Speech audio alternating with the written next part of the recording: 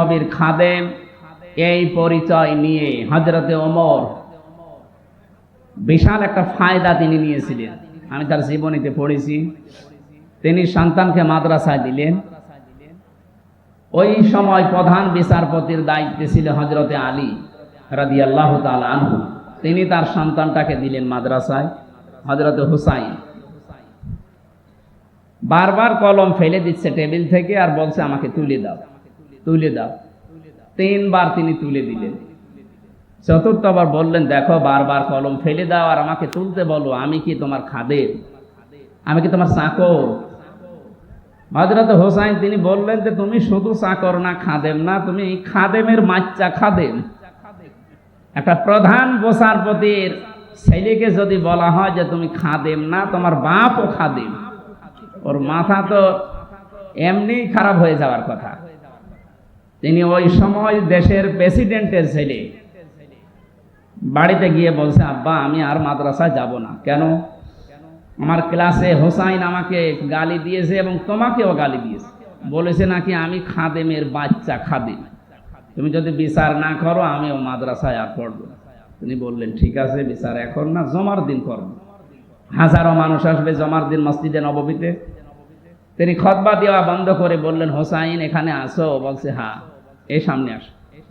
তুমি ক্লাসে সবার সামনে আমার এই ছেলেকে আব্দুল্লাহকে খাদেমের বাচ্চা খাদেম বলে গালি দিয়েছো, অপমান করেছো। বলছে হ্যাঁ। কেন করলে? হযরত হোসাইন বললেন, খলিফা বুকে হাত দিয়ে বলেন তো, আপনি কি আমার নানার খাদেম ছিলেন না? হযরত ওমরের কথা বন্ধ হয়ে গেছে, চোখ দিয়ে দর দর করে পানি ঝরছে। ডাক দিয়ে বলেন, নবীর সাহাবীরা বিচার হয়ে গেছে। ছোট মানুষ আব্দুল্লাহ তো বোঝে না, ডাক দিয়ে বলে, বাবা বিচার তো তুমি শুরুই করলে না, হয়ে গেল কি করে? হযরত ওমর বলে, সন্তান যে বিচার করেছি এটা দুনিয়া না, মরণের পরেও কাজে লাগবে। ও হুসাইন, তুমি যে কথাটা বললে এটা কি লিখে দিতে পারবে? আমি একটু দলিল চাই। ছোট মানুষ তো আবেগেই বলছে, নিয়ে আসেন, খাতা কলম নিয়ে আসেন। কাগজ নিয়ে এসেছে, খেজুর পাতা, মানে লিখে দিলেন, ওমর আমার নানার খাদেম ছিল, আমি দেখেছি, ইতি হুসাইন ইবনে আলী, সই করে দিলাম, যান। কাগজটা হাতে নিয়ে হযরত ওমর চুমা খেলেন, চোখে মুখে লাগিয়ে বললেন, নবীর সাহাবীরা আমি যখন মারা যাব এই কাগজটা আমার কাফনের ভেতরে দিয়ে দিও।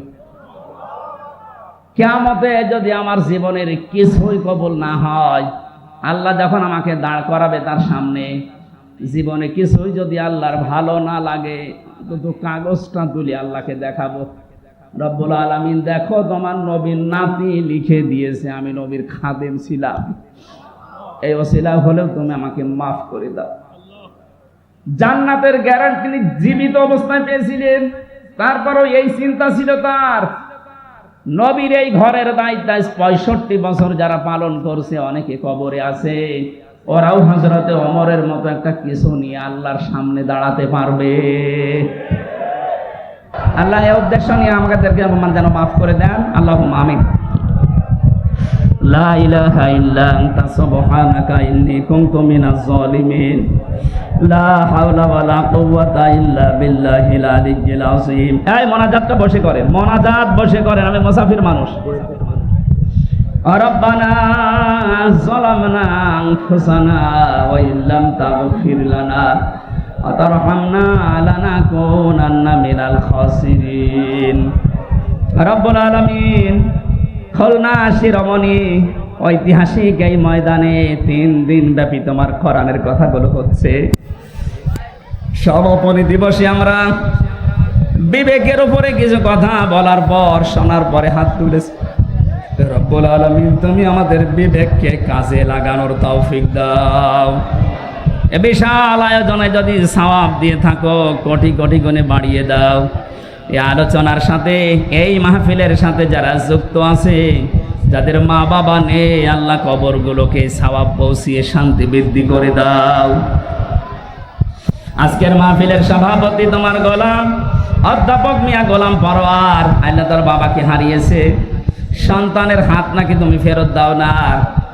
তার অনেকগুলো ভাই বোন হাত তুলেছে, সন্তানদের ওসিলা করে মরহুম মিয়া আব্দুল হামিদকে মাফ করে দাও, তার কবরটা জান্নাতুল ফেরদাউস বানিয়ে দাও।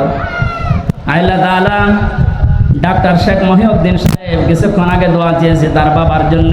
মরহুম শেখ আকিজউদ্দিনকে তার স্ত্রী সহ কবরে আছে, মাফ করে দাও। এ মাহফিলের সাথে যারাই জড়িত, এ মাদ্রাসার দায়িত্বে যারা আছে, হযরতে ওমরের মতো তাদেরকে তুমি ক্ষমা করে দাও।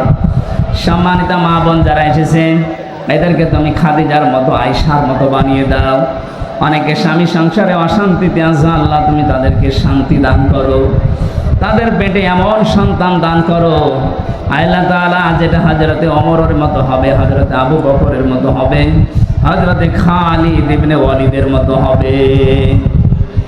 3টা বছর আমি জেলখানায়, আমি অসুস্থ হয়ে পড়েছি আল্লাহ, স্বাভাবিক হচ্ছে না শরীরটা। তোমার কাছে আমি ভিক্ষা চাই, আমার কণ্ঠ, আমার শরীর, আমার এলেমকে তুমি আগের অবস্থায় আবার ফিরিয়ে দাও।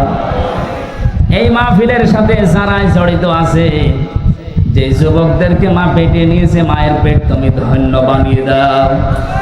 এই শিরোমণি এলাকায় মাটির নিচে যত মানুষ ঘুমিয়ে আছে, কোরআনের ইজ্জতে মাফ করে দাও।